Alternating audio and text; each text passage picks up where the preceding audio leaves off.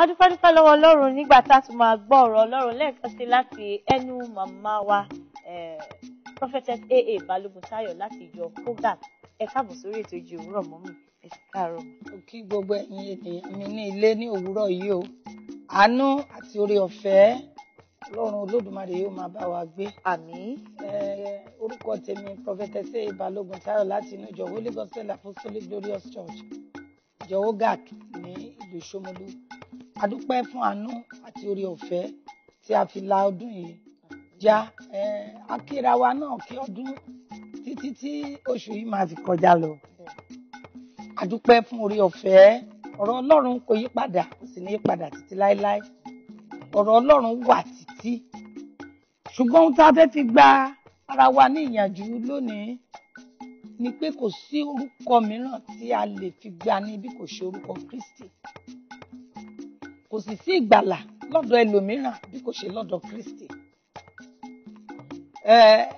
Àánú Ọlọ́run la rí gbà fún gbogbo ohun tí a bá ń ṣe.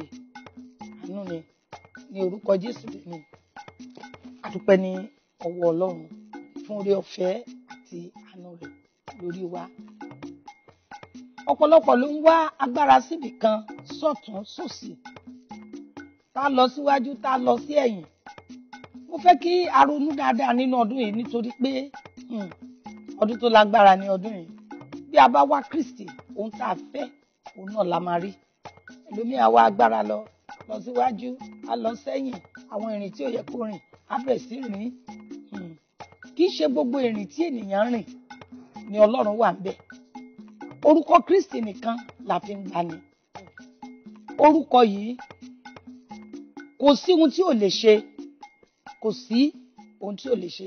Ọ̀pọ̀lọpọ̀ ti wá agbára títí ó ti kú sórí ìrìn. Ọ̀pọ̀lọpọ̀ ti wá agbára títí ó ti fọmọ ṣètùtù. Ọ̀pọ̀lọpọ̀ ti wá agbára títí ó ti fàyà ṣètùtù. Síbẹ̀ pẹ̀lú bó ṣe ń ṣe yìí kò rí nǹkan kan mú jáde níbẹ̀. Wọ́n mú arákùnrin kan ó dìídì lọ fi ìyàwó ẹ̀ tó lóyún ó lọ fi ṣoògùn owó. Ṣùgbọ́n pẹ̀lú nǹkan tó ṣe yìí, owó ò mà torí ẹ̀ wá, aṣọ ẹ̀ ò mà torí ẹ̀ pé mẹ́rin, ìgbésí ayé ẹ̀ ò mà yàtọ̀, ìgbésí ayé ẹ̀ ò yí padà. Nítorí náà, mo fẹ́ kó wá Ọlọ́run. Orúkọ Jésù nìkan ló lè gbani. Agbára Jésù nìkan ló lè gbani là. Kò sí ìgbàlà níbi kankan bí kò ṣe lọ́dọ̀ Kristi.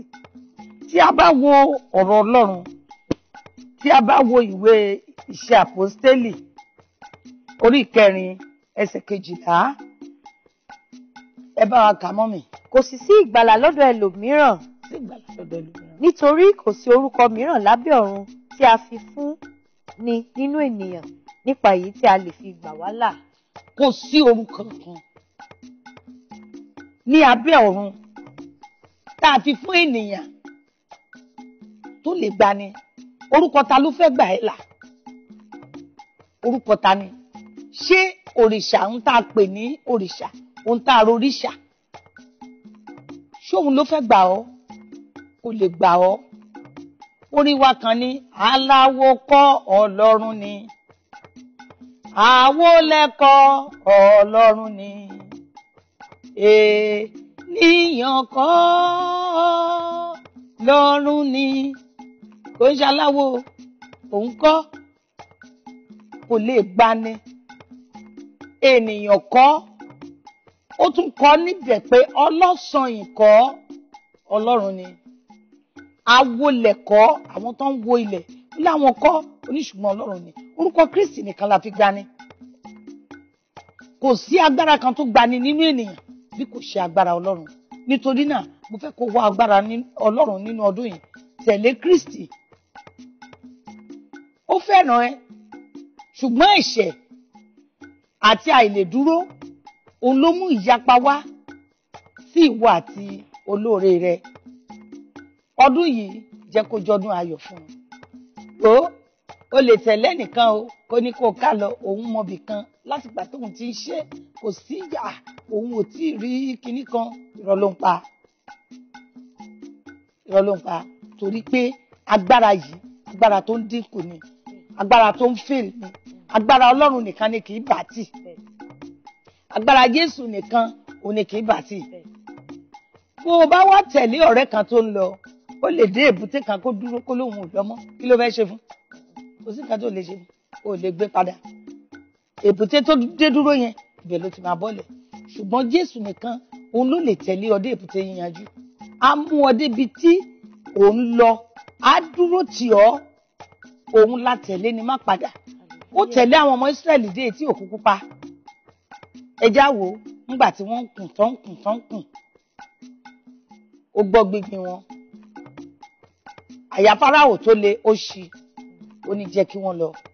Ọlọ́run ni ènìyàn ò lè ṣe é. Ènìyàn ò lè ṣe é. Fáráò fìdánú ẹ̀ ṣe pé jẹ́ ṣí wọn sílẹ̀ kan máa lọ. Kì í ṣe ènìyàn. Ọwọ́ Ọlọ́run láti gbà wọ́n là. Wọ́n dé etí òkun pupa. Wọn ò lè lọ. Wọ́n wo ẹ̀yìn. Ogun Fáráò wà ń bẹ̀. Iwájú ogun Fáráò òkun pupa wà ń bẹ̀. Olúwa ló sọ̀rọ̀ jáde níbẹ̀. Olúwa ló fàánú gbà wọ́n. Ó ní Mósè, kí ló wà lọ́wọ́ ẹ? Ó ní ọ̀pá, torí òun ò mọrú agbára tó wà ń bẹ̀ tí Ọlọ́run ti fi sínú ọ̀pá tó fi lé lọ́wọ́. Ó ní nà sí òkun pupa dẹ̀ pínyà níwájú àwọn ọmọ Ọlọ́run. Ọlọ́run ló lè mú ohun gbogbo tó ń dààmú ayé ẹ kúrò, kì í ṣe látọwọ́ ènìyàn. Ohun gbogbo tí Ọlọ́run ṣe, òun ló dára jù. Ohun gbogbo tí Ọlọ́run ṣe, Ọlọ́run là ń pè ní the best o. Tó o bá ìmọ̀, òun là kọ́kọ́, òun ni the best. Ọlọ́run ni. Mo dẹ̀ yẹ kó o dúró nínú Ọlọ́run lọ́dún yìí. Dúró nínú agbára Kristi. Abẹ́ ẹ ṣe, ó máa yanjú. Abẹ́ ẹ ṣe, kò ní gbẹ̀jẹ́ kankan. Ṣùgbọ́n àwọn ohun tó tọ́ sí Ọlọ́run, àwọn ohun tó tọ́ ìwọ gẹ́gẹ́ bí ọmọ Ọlọ́run láti ṣe níwájú Ọlọ́run. Àṣe tó bá ń ṣe, tó dẹ̀ dúró nínú orúkọ yìí àti nínú agbára yìí. Gbogbo nǹkan ẹ ló máa lọ déédéé. Wàá rí pé agbára ọ̀tun gan á wọ inú ẹ. Ní dídúró nínú Kristi gẹ́gẹ́ bí Psalm 40 ti sọ fún wa. Ní dídúró nínú Kristi, òun ni èrè wà. Dídúró nínú ẹ̀, má yíṣẹ́, má lọ sí ọ̀tún tàbí sí òsì. Gbogbo ètò ti ṣe kí ló gbà ń bẹ̀. Gbogbo ètò ti ń wá kiri kí ló mú bọ̀ ń bẹ̀. Kò sí èrè níbẹ̀, kò sí orúkọ kan tá a fi gbani. Kò sí ẹ̀dá kan bí ènìyàn bá wá dúró tiẹ̀ tó ń bá ẹ ṣe, tó ń bá ẹ ṣe, tó ń bá ẹ ṣe, á sùn. Níjọ́ kan, a ló sùn. Àní lágbájá yìí, ẹjọ́ tó bá dé, ẹni mi ò sí nílé. Ìṣèbóun ló ní ilé ẹ̀. Tó bá ní kò sí nílé, ṣó fẹ́ lọ sí yàrá ẹ̀ ni. Ò lè ṣe é. Ṣùgbọ́n Ọlọ́run nìkan ló máa sọ fún ẹ pé tó bá ti ń ṣe lọ, kò ní dáwọ́ dúró. Á máa tẹ̀síwájú ni. So nítorí náà, dúró nínú Ọlọ́run lọ́dún yìí. Ìwọ tó ń wọ́ ọmọ, Ọlọ́run máa fún ẹ lọ́mọ. Ọlọ́run ló ní. Ọlọ́run ló ní. Ẹ gbọ́, ìwé Genesis sọ nǹkan kan. Ó ní bí àwọn ọmọ Ísírẹ́lì, ó ní bọ́pọ̀ bí iyanrìn etí òkun. Ó ní àwọn oníkìkì, àwọn tí èmi ò ṣàánú fún, máa ṣàánú fún. Àwọn wo lọ́lọ́run fẹ́ ṣàánú fún yẹn? Àwọn tó dúró, tí wọ́n gbé orúkọ Olúwa ka iwájú wọn.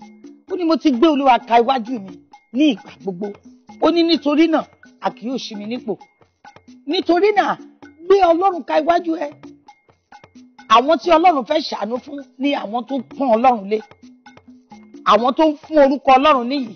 Àwọn tí wọ́n gbé orúkọ ẹ̀ lójoojúmọ́. Pé bàbá, mo mọ̀ pé o ti ṣe o. Nǹkan yẹn nínú ẹ kò ṣe o. Ṣùgbọ́n o gbàgbọ́ nínú orúkọ yẹn. Pé orúkọ tí ò sí ènìyàn tó lè fún mi ní nǹkan yìí. Àfiwọ́ Ọlọ́run. Ọlọ́run, mo mọ̀ pé o ti ṣe. Èsì ayọ̀ ni mò ń retí. Olúwa, mo mọ̀ pé o ti ṣe.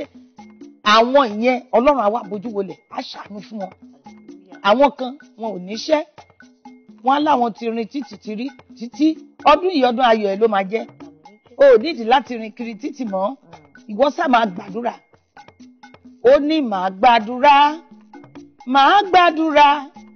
Ìbànújẹ́ mi yóò dayọ̀, màá gbàdúrà. Bí bá ń gbàdúrà sọ́lọ́run, bí bá ń gbàdúrà, ìbànújẹ́ mi yóò dayọ̀, bí bá ń gbàdúrà. Bó o bá ń gbàdúrà sí Ọlọ́run, ó di dandan kí ìbànújẹ́ rẹ kó dayọ̀. Gbogbo ẹkún, ìdààmú, wàhálà. Ó ní ẹ wá sọ̀dọ̀ gbogbo ẹ̀yin tí ń ṣiṣẹ́ àti àwọn tí ajẹ́rù wúwo lé lórí.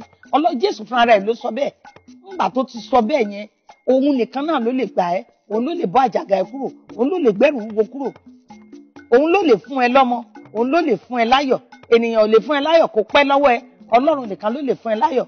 Á fún ẹ lóhun tó fẹ́, ohun tó fẹ́ jẹ ló máa jẹ, ò ní jẹun bẹ́ẹ̀ bẹ́ẹ̀, ò ní wọṣọ bẹ́ẹ̀ bẹ́ẹ̀, ò ní gbélé àbùkù, gbogbo ohun tó fẹ́ ṣe lọ́lọ́run máa bẹ́ẹ̀ ṣe, nítorí orúkọ Kristi òun náà la fi gbani, àfi orúkọ mìíràn gbani lábẹ́ ọ̀run bí kò ṣe lórúkọ Jésù Kristi. Nínú ọdún yìí, múra láti tẹ̀lé Ọlọ́run. Orúkọ yìí gbé sí iwájú ẹ. Tó bá ti gbé síwájú ẹ, a ò ní ṣe ẹ nípò. Bó bá gbórúkọ Olúwa síwájú ẹ, gbogbo ohun tó fẹ́ ṣe, àṣeyege, àṣeyọrí ló máa jẹ́. Nítorí náà, ìwọ àgàn ó máa bímọ. Ọdún yìí, ọdún ọ̀pọ̀lọpọ̀ àgàn ni, torí pé Ọlọ́run máa mú ilẹ̀ wọn mú àsokún jáde. Èso ayọ̀ máa tinú wọn jáde. So gbé Olúwa ka iwájú ẹ ní ìgbà gbogbo, kó dẹ̀ máa wòkè fún ìrànlọ́wọ́ Ọlọ́run. Orúkọ tèmi lẹ́ẹ̀kan sí Prophetess A.A BalogunTayo láti inú ìjọ Holy Gospel Apostolic Glorious Church Yogak ní ìlú Ṣómólú. Gbogbo àwọn ìsìn wa ní ọ̀sẹ̀ẹ̀sẹ̀ ọjọ́ Monday gbogbo kùtùkùtù òwúrọ̀ la máa ń ṣe aago 5 sí aago 6 ni a máa ń ṣe. Ọjọ́ Tuesday ìsìn Ṣílò wa aago 7 òwúrọ̀ sí di aago 10. Wọ́n náà wá darapọ̀ mọ́ wa ní nọ́mbà 7 Ọlájí Òmùkú Street ní ìlú Ṣómólú. Ọjọ́ Wednesday ìsìn àwọn wòlíì alálà àti ẹlẹ́mìí la máa ń ṣe. Wọ́n náà wá, àwọn wòlíì wà, èké wòlíì pọ̀ nítòótọ́, ṣùgbọ́n àwọn tá a pè tá a fi rán wọ́n ṣì wà. Wá darapọ̀ mọ́ wa ní Ọlájí Òmùkú nọ́mbà 7. Gbogbo ọjọ́ Thursday a máa ń kẹ́kọ̀ọ́ lábẹ́ ẹsẹ̀ Kristi. Wọ́n náà darapọ̀ mọ́ wa fún ti ọ̀sẹ̀ yìí lórúkọ Jésù Kristi. Ọ̀rọ̀ Ọlọ́run yóò yé wa, yóò sì fi wá sí ipa iyì ní gbogbo ọjọ́ Wednesday, Thursday, Friday tó gbẹ̀yìn oṣù. Ìsìn ìgbẹ́jọ́ mi ló la máa ń ṣe. Tóṣù yìí wá darapọ̀ mọ́ wa ní nọ́mbà 7 Ọlájí Òmùkú Street. A máa ń pe àwọn olórin olóríṣiríṣi, àwọn wòlíì dẹ̀ máa ń wá. Bó o bá wá, òkè ìṣòro rẹ ó máa di pẹ̀tẹ́lẹ̀, ó sì máa bá ayọ̀ padà lọ sílé. Ní gbogbo ọjọ́ ìsinmi wa, a máa ń ṣe Bible class wa ní aago 9 ti di aago 10. Láti aago 10 a ṣe ìsìn náà ti di aago 1 ọ̀sán. Ìwọ tó ti níbi tó ti ń sìn, darapọ̀ mọ́ wa ní nọ́mbà 7 Ọlájí Òmùkú Street. Àánú Ọlọ́run yóò máa bá wa gbé. Ọdún yìí ọdún ayọ̀ ló máa jẹ́ fún wa. Mo kí iléeṣẹ́ Orísun, iléeṣẹ́ náà kó máa tẹ̀síwájú. Ewé ńlá ni wọ́n ò ní padà rú wẹ́wẹ́. Gbogbo ohun rere pátá tí wọ́n fẹ́ lọ́lọ́run máa ṣe. Ọdún yìí ọdún ayọ̀ ló máa jẹ́ sí iléeṣẹ́ náà. Mo kí gbogbo àwọn olùfẹ́ Èjì Òwúrọ̀, àwọn màmá wa àti bàbá wa tó ń darí Èjì Òwúrọ̀. Àánú Ọlọ́run kò ní fi wọ́n sílẹ̀ o. Gbàrà jíǹde yóò dì wọ́n mú o. Lérí àti má jẹ̀mọ́ Ọlọ́run nínú ayé wọn ní ọdún yìí, mímọ́ yóò mú ṣẹ o. Gbogbo ẹ̀yin tẹ́ ń rìkọ́ọ̀dù wa, ohun tẹ́ ń dìmú kò ní dojú ìjà kọ yín o. Agbára jíǹde yóò dì yín mú o. Lérí àti má jẹ̀mú yóò ṣẹ́nu ayé ẹnì kankan. Àwọn ẹ̀rọ ìbánisọ̀rọ̀ mi tẹ́ lè pè mí sí 080 330 95505 080 330 95505. Ẹ̀rọ ìbánisọ̀rọ̀ mi kejì 080 22 26 46 87 080 22 26 46 87. Mo kí gbogbo wa, a kú ojúmọ́ rẹ ló mọ́ wa o. Àmín. Tó ẹ̀yin aráalé, à ń tẹ̀síwájú lórí ètò Èjì Òwúrọ̀, kò ní sú wa, bẹ́ẹ̀ náà ni kò ní rẹ̀ wá. Àwọn ibi tá a ṣe yìí àwọn ṣì kù. Ẹ wá nǹkan fìdílé, ẹ má lọ ibì kankan. Orí ètò náà la ṣe wà. Ẹ kú kalẹ̀.